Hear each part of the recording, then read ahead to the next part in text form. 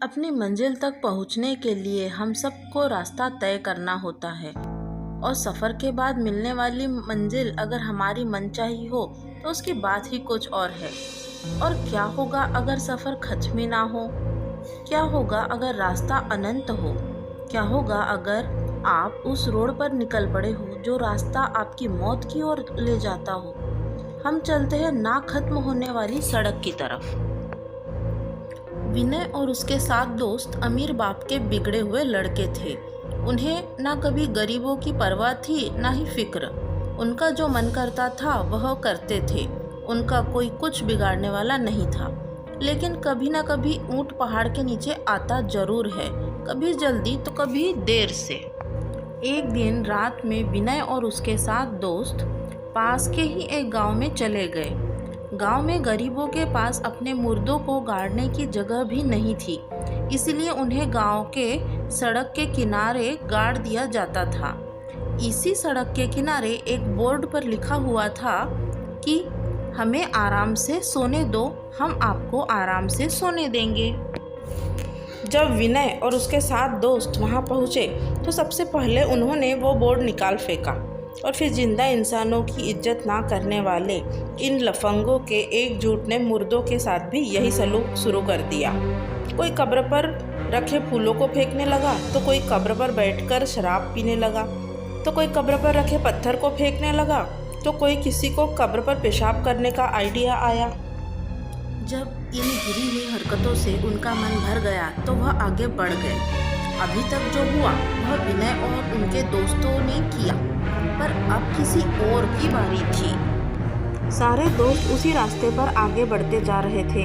तभी उनमें से एक को महसूस हुआ कि बहुत देर हो गई पर आगे कुछ नहीं आ रहा और उन्हें यह लग रहा है कि वो उसी रास्ते पर गोल गोल घूम रहे हैं और वह कब्र बार बार उनके सामने आ रही है। तभी उनमें से एक बोला, दोस्त यार विनय, तुझे ये नहीं लगता कि हम यहाँ से पहले भी गुजर चुके हैं? विनय, क्या बकवास करता है, लगता है तुझे चढ़ गई है। 2-3 घंटे और चलने के बाद दोस्त की नज़र उसकी घड़ी पर जाती है। उसकी घड़ी पर 7 बज रहे हैं और यह शाम के 7 बजे तो नहीं हो सकते, मतलब यह सुबह के 7 बजे हैं। और अब वो सब इस बात को समझ जाते हैं, ना तो ये रोड खत्म हो रहा है और न ही रात। वो रास्ते पर थके हारे चल रहे थे। तभी उनके सामने एक चुड़ैल आकर खड़ी हो गई। उसके बालों से उसका पूरा मुंह छुपा हुआ था, केवल उसकी एक लाल आंख नजर आ रही थी। इससे पहले वो डर के मारे भागते वो बोली, चुड़ैल, हमने कहा था ना कि हमें सोने दो, कहा था ना हमने। यह कहते हुए उसने अपने हाथ में रखा एक भाला सारे दोस्तों की तरफ फेंका और उनमें से एक के सीने में आकर लगा और उसकी मौत हो गई। घर से 8 निकले थे और अब वे केवल 7 बचे। वह वहाँ से भागने लगे, तभी उनके सामने एक पिशाच आकर खड़ा हो गया। उसके चेहरे पर न तो कान था और न नाक था, उसके एक आँख था और एक मुँह था। तभी वह पिशाच बोला, हमने कहा था ना कि हमें सोने दो, कहा था ना। तभी वह पिशाच अपने दोनों हाथ ऊपर किए और देखते ही देखते उसके आसपास के पेड़ उखड़ने लगे और वह पेड़ आकर उन दोस्तों के ऊपर गिरे। इन सबके बीच 3 और दोस्त की मौत हो गई और अब इनमें से केवल 4 लोग बचे हुए थे। चारों दोस्त तुरंत वहां से भागने लगे। सब लोग थके हुए थे और पीने के लिए पानी भी नहीं था और रात खत्म होने का नाम ही नहीं ले रही थी और ना ही वह रास्ता खत्म होने का नाम ले रहा था। दोस्त विनय, हमने इन लोगों को सोते हुए परेशान करके अच्छा नहीं किया। ये हमसे इसी बात का बदला ले रहे हैं। विनय, हाँ, इतना तो हर बेवकूफ़ को समझ आ गया है कि ये लोग हमारे साथ ऐसा क्यों कर रहे हैं। कोई सॉल्यूशन बताओ, नहीं तो मुंह खोलकर ऑक्सीजन वेस्ट मत करो। इतने में उन्होंने देखा कि रोड में एक गड्ढा हुआ है और उनमें से एक दोस्त गड्ढे में जा गिरा। अब 3 दोस्त बचे थे।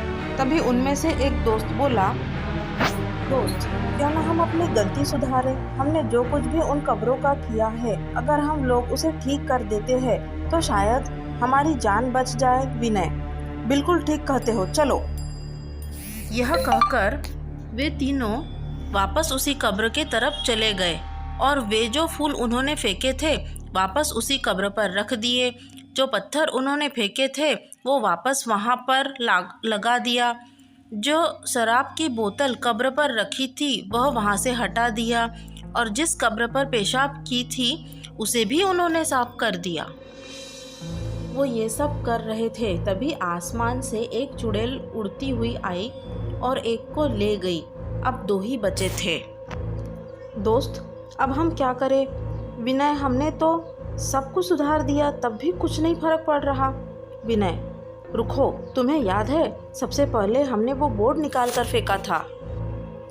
दोस्त, हाँ, बिल्कुल ठीक कह रहे हो। आओ उसे ठीक करके वापस लगा दिया जाए। यह कहकर दोनों वापस बोर्ड को वापस से लगाने लगे। तभी उनके सामने वही चुड़ैल और पिशाच आ गए और उनकी तरफ बढ़ने लगे। यह देखकर वह दोनों और तेजी से बोर्ड को उस पुरानी जगह पर गाड़ने लगे। और इससे पहले कि चुड़ैल और पिशाच उनके सामने पहुंचते, उन्होंने बोर्ड को पुरानी जगह पर अच्छे से लगा दिया और देखते ही देखते चुड़ैल और पिशाच दोनों गायब हो गए। और अब धीरे धीरे आसमान से अंधेरा जाने लगा और सुबह हो गई। बचे हुए दोनों दोस्त अपनी गाड़ी में बैठकर भाग गए।